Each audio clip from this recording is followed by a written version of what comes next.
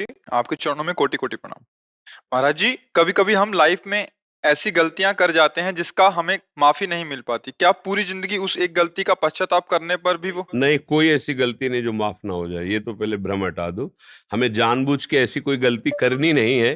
पर ऐसा कोई भी गलती नहीं है कि आपको माफी न मिले। नहीं तो हमारा जीवन ही बेकार हो जाएगा। फिर भगवत प्राप्ति कैसे हो सकती है? अगर हमसे गलती हो गई, हम उसी गलती को लेकर बैठे रहे तो हमारा जीवन ही बर्बाद हो जाएगा। हो गई गलती, उसके लिए प्रायश्चित है, उसके लिए दंड विधान है। सरकारी दंड विधान है, भागवतिक दंड विधान है, उनको स्वीकार करे। नहीं तो व्रत आदि के द्वारा उसका प्रायश्चित कर ले। जैसे मानो कोई भी पाप है, सबसे गलती हो जाती है, सबसे हो जाती है। कोई ऐसा सृष्टि में पैदा नहीं हुआ भगवान या भगवान के निज महापुरुषों के अलावा। जैसे भूमि परत भा ढाबर पानी, तिम जीवई माया लपटानी। आकाश से बूंद निर्मल गिरता है, पर पृथ्वी के संयोग से मलिन हो जाता है। ऐसे ही इस शरीर के अभिमान में माया से युक्त होकर हमारे द्वारा गलतियां हो जाती है, जो नहीं होना चाहिए। पर ऐसा नहीं कि गलती हो गई तो अब हमारी उन्नति ही नहीं हो सकती, अब हम भगवान को प्राप्त नहीं कर सकते। नहीं, भगवान के श्रीमुख के वचन है, अपिचेत सुदुराचारो भजते माम अनन्य भाग साधुरीव समंतव्या सम्यक व्यवसिता। ऐसा सु कहते हैं बड़े सुंदर ढंग से। सांगोपांग दुराचार करने वाला हो। सांगोपांग मतलब कुछ कसर नहीं रखा, सब कुछ करने वाला घोर दुराचारी।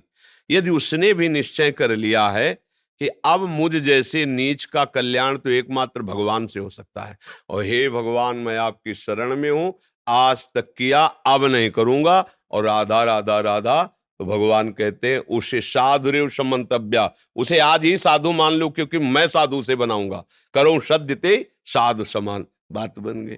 इससे मुझे लगता है कोई ऐसा पाप त्रिभुवन में नहीं है जिसका प्रायश्चित न हो, जो हमारे को भगवत प्राप्ति ना होने दे। बात पक्की समझ लो। अब ये भाव लेकर आप करो तो फिर भोगोगे। हो गया है, अब नहीं करूंगा, ये रास्ता प्रारंभ हो गया भगवान का। और सुन लिया कि भाई कोई ऐसा पाप नहीं, मतलब जब चाहेंगे तब भगवत प्राप्ति कर लेंगे, अब नहीं होगी। क्योंकि सुन लिया और जानबूझ करके तुम गलत मार्ग में चल रहे हो, अब तुम्हें दंड भोगना पड़ेगा। ज्ञान नहीं था, हो गई गलती, पूरी माफ, पूरी माफ। ये हमारे भगवान बड़े कृपालु हैं, बड़े दयालु हैं। अगर वो दया न करे तो हमारा आपका किसी का भी कल्याण न हो। क्योंकि कोई ना कोई गलती जन्म जन्मांतरों में ऐसी हो ही जाती है, बहुत सी गलतियां हो जाती है। अब ज्यादा उन गलतियों की तरफ हम ना चिंतन करें। गलतियों ने हमारा पीछे का समय तो नष्ट ही कर दिया। अब चिंतन लेके बैठे हैं तो वर्तमान का समय नष्ट हो रहा, तो हमारा समय ही तो नष्ट किया जा रहा है। जो हुआ मिट्टी डालो, वर्तमान को सुधार लो, अब वो गलती दोबारा ना होने पावे। राधा राधा राधा, और हे प्रभु क्षमा करो। तो सबसे बड़े पिता हैं, सबसे बड़ी माता हैं, वो दुलार करके हमें क्षमा कर देंगे। जैसे अपने बच्चे से कोई गलती हो जाए तो माता पिता इतना हृदय में रखते हैं कि चाहे कुछ भी बेचना पड़े हम तुम्हें बचाएंगे, नहीं रखते?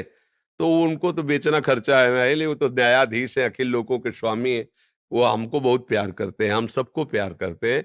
ये भाव लेकर हम चलेंगे तो भगवान माफ कर देंगे। गलती बच्चों से ही होती है, और हम सब बच्चे ही हैं प्रभु के सामने।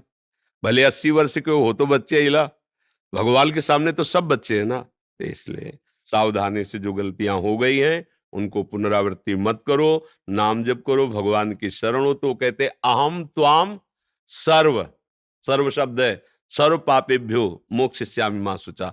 मैं तुम्हें पवित्र कर दूंगा, सारे पाप तुम्हारे नष्ट कर दूंगा, तुम मेरी शरण में हो जाओ।